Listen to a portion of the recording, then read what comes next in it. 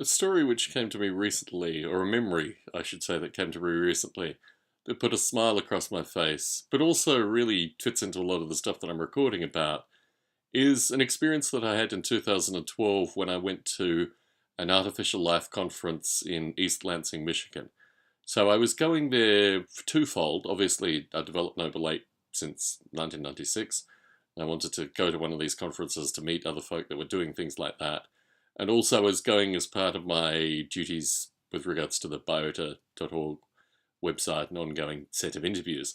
And I had mixed feelings associated with going to this conference because I realized seeing what was being done in formalized academia associated with the stuff that I was working on was pretty different. In fact, very different to what I was doing with Noble Ape, and actually considerably less complex. And almost there was a fear of complexity within the general conference papers and this kind of stuff. And I just thought it's kind of sterile, right? The stuff I'd done with Noble Ape hadn't been sterile.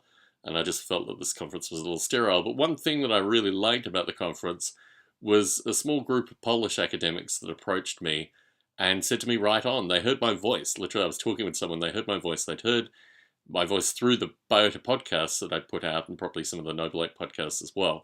And they were really excited to meet me. They shook my hand. They said that they used these discussions, these recordings that I'd put out to spark their own conversations, to get undergraduates and graduate students involved, and obviously amongst the academics themselves.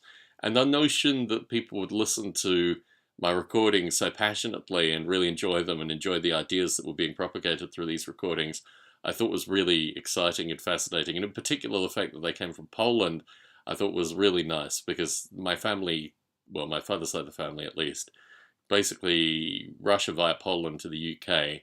So we have, a small number of Polish family members, most of whom either died, were killed, or eliminated by Mr. Hitler's people. But nonetheless, I've always liked Poland, and I've always thought that what happened in Poland, in particular, associated with how, through any means necessary, they gathered resources, intellectual resources, these kind of things. So it was wonderful to be able to contribute to a group of Polish academics associated with the work that I was so passionately involved with. But it always brings a smile across my face thinking that my work is huge in Poland, right?